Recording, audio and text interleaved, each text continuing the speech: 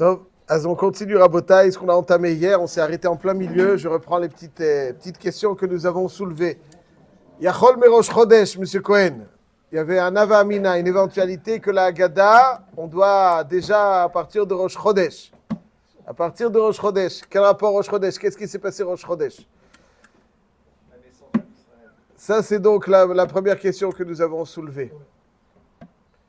La deuxième question que nous avons soulevée, à Chodesh Hazelachem Rosh Chodashim, c'est la première des mitzvot qui a été donnée au Ham Israël. C'est pour ça que le premier Rashi de la Torah, le plus célèbre, Rashi, il dit, mais pourquoi est-ce qu'on a commencé Bereshit Bar Elokim, on aurait dû commencer à Chodesh Hazelachem. C'est la première mitzvah. Donc pourquoi c'est la première mitzvah? Au Ham Israël et à Moshe, à Aaron, au Sanhedrin.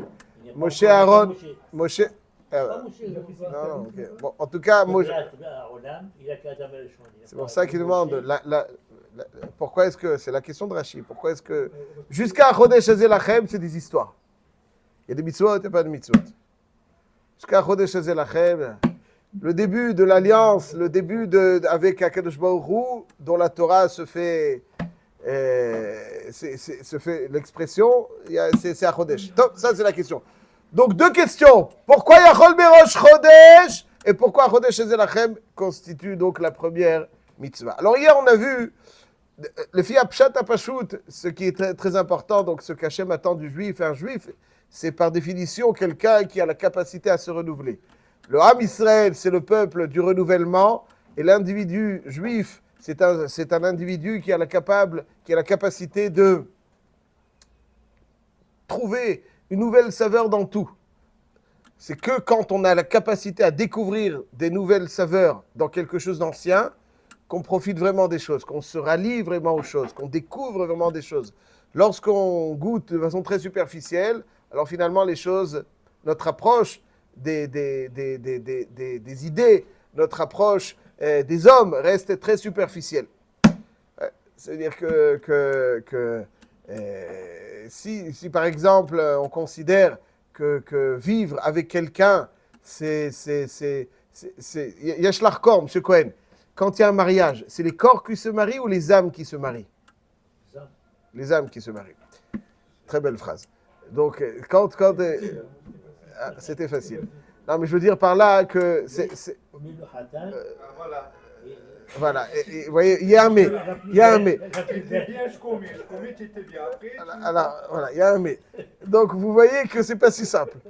Ceci étant, donc ça veut dire qu'il y en a dans le mariage, ils se marient avec le corps. Quand tu dois avec le corps, effectivement, le corps, il va pas en s'améliorant. Il va pas en s'améliorant le corps. Alors, si on se marie avec l'âme, elle va toujours en s'améliorant. Et lorsqu'on se marie avec l'âme, on découvre des choses. Donc ça, c'est donc le Yesod Pashut. Mais je vous propose quelque chose un petit peu qui nous apporte encore une saveur nouvelle dans cette idée. Le début du Shi'aboud évoque le Chidush, le début de l'asservissement Mitzraïm évoque le Chidush, et le début de la libération évoque le Chidush.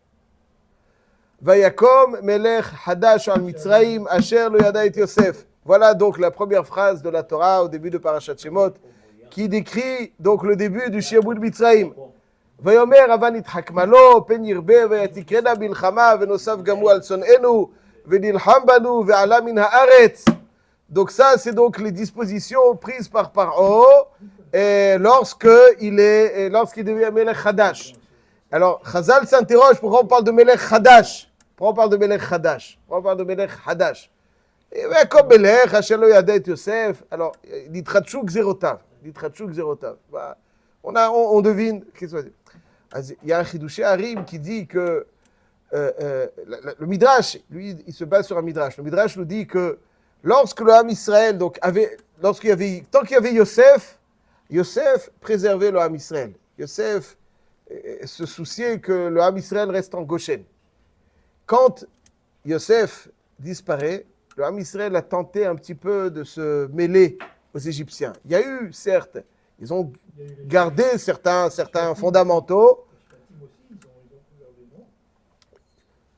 c'était Yosef, c'était lui le Mishneh Lamelech, lui il se souciait que Yosef c'est à partir du moment où Yosef, alors les Shvatim, les Ham Israël, ils ont gardé certains fondamentaux, mais ils cherchaient un petit peu à ressembler aux Égyptiens. Il y a marqué une phrase dans le Midrash Choc qui dit « Ils trilou la faire Brit Mila ». Ils ne respectaient plus malheureusement correctement la Brit Mila. C'est pour ça qu'il fallait donc, avant le Korban Pessah, faire la Brit Mila. Comme ça, il dit le Midrash. Alors, donc on voit qu'il y a eu une certaine... Quand on perd notre capacité à nous renouveler, pour être quelqu'un de neuf, il faut être capable de puiser au fond de soi. Quand on va chercher chez l'autre, il n'y a que du vieux. Il n'y a rien qui nous concerne, il n'y a pas de renouvellement. Le renouvellement, c'est une source qui provient de l'intériorité de l'homme. Et donc, on a perdu, quand on cherchait quelque part à copier, à s'inspirer des Égyptiens, on a perdu cette capacité de renouvellement qui est enfouie en nous. Quand on perd quelque chose qui est l'un de nos outils, l'une de nos forces, malheureusement, elle passe chez les goïms. Comme c'est dit le Chidush Harim. Parce que pour initier un tel décret, il faut avoir une énergie mentale très forte. C'est pas... Ouais, comme le Khadash al mitzvah, va nitrak malo, etc., c'est prêt à prendre de telles dispositions. Il dit, donc, nitratshu gzerotav, le koach hachidush, l'initiative, cette énergie mentale qui accompagne toute nouvelle initiative, est passée chez Paro. Parce que lorsque nous perdons le koach haitratshut, alors il est où chez nous, ou bien d'autres, Khalila s'en empare. Donc, comme le Khadash.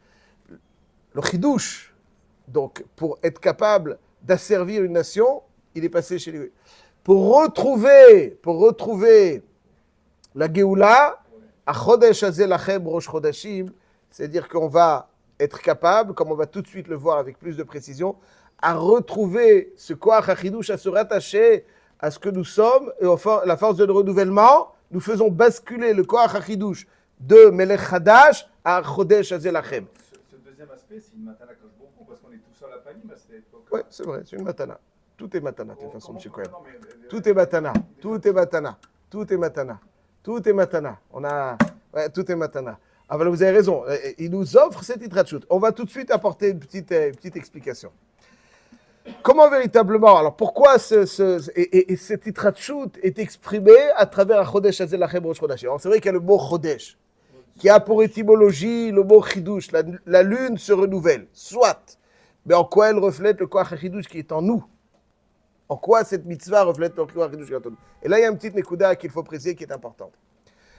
Achacham mikol adam, Shlomo HaMelech, il dit En kol hadash tahat hashemesh. Tahat hashemesh. Ma she'aya ou she'ir, ma she'na'asa ou she'yase. Il n'y a rien de neuf sous le soleil. Comme ça, les Français le traduisent. Pourquoi il n'a pas fabriqué un avion? En kol hadash tahat hashemesh. Bon, alors il dit, il n'y a rien de neuf sous le soleil. Tout se transforme. C'est quoi? Comme ci, comme ça, tout se transforme. Quel est donc, alors qu'est-ce qu'il vient nous dire, Shlomo HaMelech? Quel chidouche il y a dans ça? Quel message il nous transmet?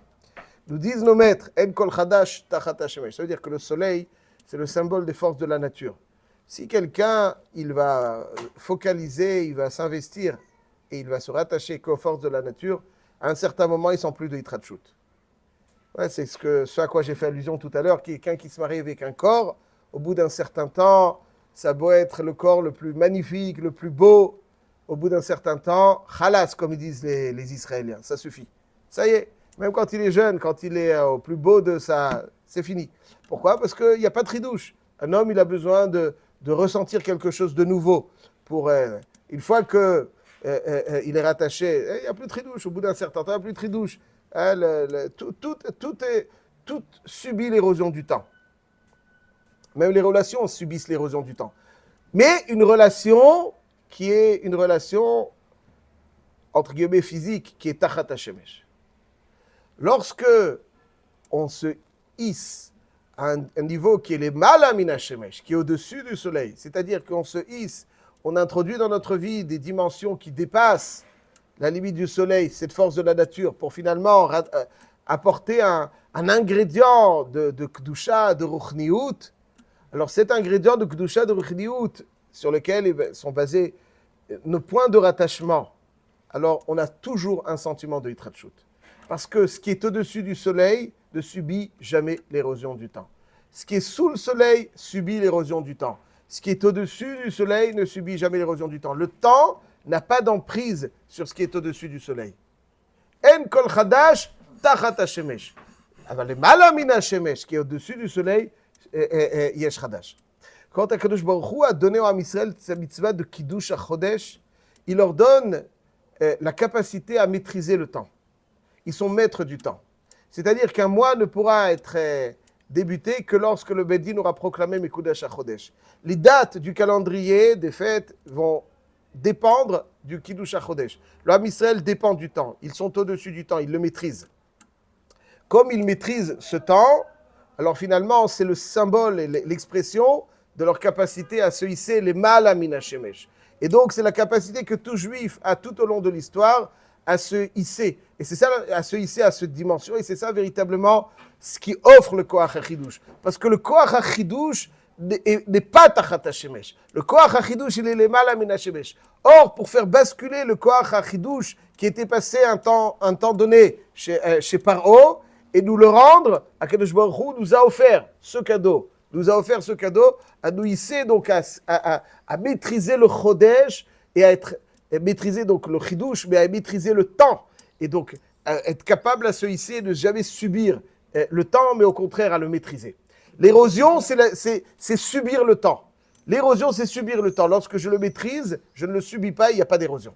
C'est pas le temps qui passe, c'est nous qui passons sur le temps. Chazak, excellent, votre phrase est splendide, Rav Dessler donc la développe bien, mais c'est-à-dire que nous traversons le temps, mais avec cette dose que nous avons à maîtriser les événements, à maîtriser le temps. Et c'est pour ça que c'est la mitzvah qui a été donnée au Ham Israël, parce qu'elle est le symbole. La création la plus subtile, c'est la création du temps. Ça, même cette création subtile, ils la maîtrisent. Et c'est ça finalement qui leur permet de se hisser à ce niveau-là pour avoir... Donc, et c'est pour ça que c'est Yachol Berosh Chodesh. Il y avait un éventuel... Donc le processus de Yetziat Mitzrayim a débuté Rosh Chodesh Nissan. À ce moment-là, Chodesh Hazelachem, Hachem nous a donné le corps. Donc ça veut dire qu'il nous a rattaché à un niveau qui nous permet donc supérieur, qui nous permet donc de maîtriser le temps, ce qui est donc un merveilleux symbole et une merveilleuse expression, pas simplement un symbole. Et à peu, donc, le point culminant va arriver au 15. Le 15 du mois, là, on va sortir complètement, se défaire, et éliminer, plus précisément, cette force égyptienne, ce mazal égyptien qui était au-dessus de tous les mazalotes. Cette force spirituelle égyptienne qui était... Donc, et ça c'est Yetziat Mitzrayim. Ça, c'est véritablement Yetziat Mitzrayim. Et c'est pour ça que la première mitzvah, c'est Chodesh Hazelachem, et c'est pour ça qu'il y avait une éventualité de Yachol Merosh Chodesh. Et le Gemara dans Masechet Kiddushin, juste je termine là-dessus, mes chers amis. Amar Rav Yitzchak, Yitzro shel Adam mitchadesh alav bechol yom. Donc Rav Yitzchak, il nous dit que le Yetzer Hara, il est mitchadesh. V'amar Rab Shimon ben Levi, Yitzro shel Adam mitgaber alav bechol yom. Il y a deux expressions. Mitchadesh alav bechol yom, il se renouvelle chaque jour. Mitgaber alav bechol yom, il cherche à prendre le dessus chaque jour. Qu'est-ce que ça veut dire? Mitradesh, c'est qu'il peut se prendre le dessus. Mitgaber, donc c'est deux choses. Il dit Rabbi Yonatan Eibeshitz, dans Yaharot Vash, il dit que Mitradesh alav bechol yom, ça veut dire que l'une des forces la plus destructrice du Yetzer Hara, c'est que si on n'est pas capable de se rattacher au chidush de le Malamina Shemesh, dans tout ce qui est négatif, il est capable de nous apporter un attrait nouveau aux choses bêtes. Il y a toujours un attrait nouveau. Quelqu'un qui vit une vie normale, s'il n'est pas rattaché à le Malamina Shemesh, le Yetzer Hara, lui, il donne le chidush. Il donne le chidush dans tout ce qui est bizarre. Tout ce qui est bizarre, il y a le chidush. C'est nouveau. On ne se lasse pas de ce qui est bizarre. Mitradesh alav bechol yom. La seule façon de se débarrasser de cela, c'est de sentir un chidush dans les choses positives. Parce qu'on ne peut pas rivaliser avec le chidush. Même si le koach chidush est passé chez nous, mais il n'est pas il est chez nous, c'est-à-dire il y a une opportunité, une possibilité qu'on a. Mais ça ne veut pas dire pour autant qu'il n'y a pas de chidouche chez le rat. C'est nouveau, c'est un aspect nouveau, quelque chose de nouveau. Qu'il a goûté, mais il dit, ah, mais il y a quelque chose encore que je veux goûter, que je n'ai pas encore. Mitgaber alav bechol yom, c'est autre chose. Mitgaber alav bechol yom, c'est chevalta, c'est mitradesh, c'est la tri qu'il apporte au averot. Et mitgaber, c'est il impose son apesanteur et sa lourdeur dans ce qu'il faut faire. C'est mitgaber. Dans ce qu'il faut faire, mitgaber. Ah, c'est dur, c'est cher, c'est lourd. Mitgaber, mitradesh